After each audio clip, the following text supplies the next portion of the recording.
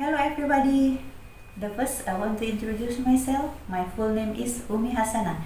You can call me Madam Umi. Let's we study English together. Jadi dalam kesempatan ini saya akan menerangkan tentang tenses present tense. Dalam bahasa Inggris ada 16 tenses. Salah satunya adalah present tense. Present tense itu adalah kegiatan, aktivitas atau rutinitas yang biasa dilakukan atau dilakukan sehari-hari. Contohnya, matahari terbit di sebelah timur setiap hari. Rani pergi ke sekolah setiap hari. Nah, itu adalah salah satu contoh kalimat present tense. Jadi, kebiasaan atau rutinitas yang dilakukan sehari-hari. Dalam rumusnya atau formula, dalam present tense itu menggunakan subjek, verb 1, kemudian objek, kemudian time signal. Oke, di sini saya akan menerangkan di papan supaya kita semua paham, ya. Mari kita mulai. Present tense. Rumusnya atau formulanya adalah subjek plus verb 1 plus objek plus time signal.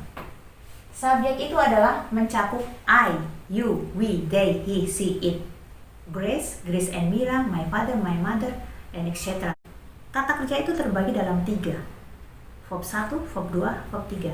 Dalam present tense kita menggunakan verb 1.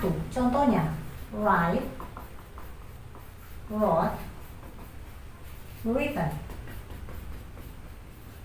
Kita menggunakan yang pertama, verb 1. Kemudian objek. Objek itu adalah sasaran dari verb. Jadi misalnya kita menulis, apa yang ditulis? Buku kah? Novel kah? Selanjutnya, time signal. Time signal adalah keterangan waktu. Waktunya, pagi hari, sore hari, malam hari, setiap hari, hari ini, sekarang. Ya, biasa menggunakan keterangan waktu now, every day, every time, today. Jadi kalian nanti bisa lihat ya, untuk present tense itu time signalnya biasanya apa. Kemudian kita sekarang akan membuat formulanya. Bentuk positif, bentuk negatif, dan bentuk interrogatif. Bentuk positifnya, subjek pakai saya ya, pakai saya. I, kemudian verb 1, write. Menulis, write. Yang ditulis apa? Sebuah surat, a letter. Kapan menulisnya? Hari ini, today. I write a letter today. Saya menulis sebuah surat hari ini. Disebut bentuk menyangkal atau bentuk negatif, atau yang menyatakan tidak.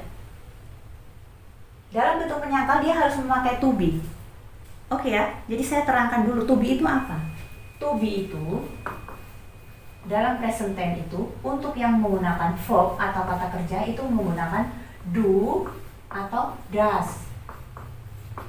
Yang menggunakan kata kerja ya, verb yang menggunakan verb 1. Ini wajib, tidak boleh tidak, harus menggunakan do, does dalam bentuk negatif dan interrogatif. Dalam bentuk positif belum menggunakan dia. Jadi negatif dan interrogatif dia harus menggunakan do atau does. Sekarang kapan kita menggunakan do? Kapan kita menggunakan does? Kita menggunakan do apabila subjeknya itu adalah I, you, we, they. Orang yang lebih dari satu. Contohnya my father and my mother, Grace and Mira. They itu mereka. Jadi dia harus menggunakan do, tidak boleh menggunakan does. Sedangkan yang menggunakan does itu adalah orang ketiga tunggal. Orang ketiga tunggal itu adalah he, she, it. Karena kita menggunakan subjek I, otomatis kita menggunakan to be, do. Kemudian karena ini bentuknya menyangkal atau negatif, maka kita akan memberikan not di belakang to be tersebut, di belakang do. Jadi di sini harus I do not write a letter today. I do not write a letter today. I do not write a letter today. Saya tidak menulis sebuah surat hari ini. negatif, tidak menulis. Kalau yang positif, saya menulis. Sekarang bentuk interrogatif atau bentuk pertanyaan. Nah, dalam bentuk pertanyaan jangan lupa ditaruh tanda tanya di belakang kalimat. Harus, wajib itu ya, hukumnya wajib. Jadi, kita membuat kalimat interrogatif. Untuk membuat kalimat interrogatif, rumusnya adalah to be-nya ditaruh di awal kalimat.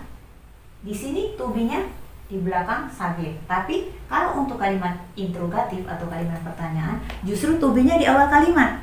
Contohnya, do I write a letter today? Tanda tanya. Apakah saya menulis sebuah surat hari ini? Nah, ini adalah bentuk kompleks untuk kalimat present tense, positif, negatif, dan interrogatif. Biasanya kalau ada bentuk pertanyaan begini, do I write a letter today? Apakah saya menulis sebuah surat setiap hari? Pasti jawabnya yes or not. Pasti jawabnya ya atau tidak kan? Nah, di sini nanti jawabnya yes, I do. Jadi kalau jawabnya iya, berarti yes I do. Tapi kalau jawabnya tidak, no, I do not. Ini untuk jawaban pertanyaan interrogatif. Karena pertanyaan adalah apakah saya menulis surat setiap hari? Jawabnya kan kalau nggak iya, tidak. Jadi begini. Oke, sekarang saya hapus dulu ini. Ini do atau does yang menggunakan kata kerja. Nah, sekarang kita akan bahas yang tidak menggunakan kata kerja. Itu to be-nya pakai am, is, atau are. Am, is, are. Nah, ini tidak menggunakan kata kerja. Jadi dia menggunakan kata sifat atau adjektif. Oke ya? Jadi to be itu selain dari do, does, ada juga am, is, are. Nah, ini penggunaannya juga berbeda. Am, is, are itu dengan subjek yang berbeda ya. Jadi contohnya kalau am dipakai oleh I am. Is dipakai oleh orang ketiga tunggal, yaitu he, she, it. Ayahku bisa, ibumu bisa, pokoknya tunggal, hanya satu orang. Kemudian are dipakai oleh jamak. Jadi contohnya they, we. Kemudian ayahku, ibuku. Pokoknya yang lebih dari satu atau jamak ya. Ini menggunakan are. Jadi sekarang kita terapkan dalam kalimat. Contohnya ya, Rina is a.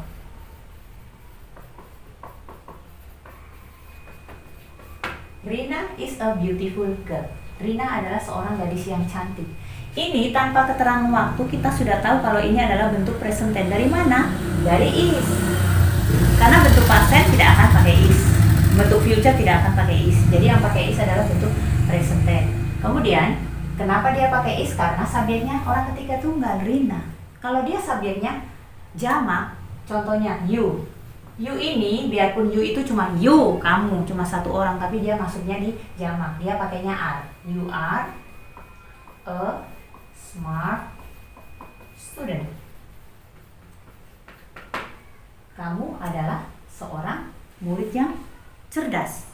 Nah, ini memakai are. Kemudian ada lagi memakai am. Memakai am hanya dipakai oleh satu, yaitu I. A teacher.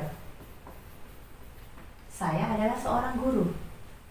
Jadi ini fungsinya berbeda-beda atau dipakai oleh subjek yang berbeda. Oke, jelas sampai di sini? Oke ya. Untuk the last time-nya atau pembahasan yang terakhir adalah menggunakan am, is, are. To be, am, is, are itu juga dalam bentuk positif, negatif, interrogatif, sama seperti dalam bentuk verb. Jadi dia bentuk negatifnya hanya ditambahkan not. Ya, bentuk interrogatifnya dibalik juga, sama ya. Jadi subjeknya yang di belakang to be. Am I a teacher? Apakah saya seorang guru? Jadi hanya dibalik saja ya. Jadi sama seperti penggunaan pada verb. Present tense penggunaan di verb. Di verb atau adjektif itu untuk positif negatif sama. Jadi di combine atau dibalik ya antara subjek dan to be. Jadi kalian harus paham antara to be, am, is, are, dan do, does. Itu saja dulu untuk memahami present tense. Jadi kalian hafalkan dulu am, is, are dipakai oleh siapa, posisinya bagaimana. Kemudian do, does dipakai oleh siapa, posisinya bagaimana. Itu saja dulu. Karena dalam bahasa Inggris biar sedikit, kalau kita hafal itu akan membantu pembelajaran selanjutnya. Ya, Oke. I think the time is enough. Saya rasa untuk pembahasan kali ini sudah cukup. Oke, I hope that you will study hard to your future. Saya harap kalian belajar keras untuk masa depan kalian, karena bahasa Inggris itu sangat berguna untuk masa depan kalian ya. And then I want to close this meeting. Thank you very much for your attention and see you. Bye bye. Don't forget to like, comment,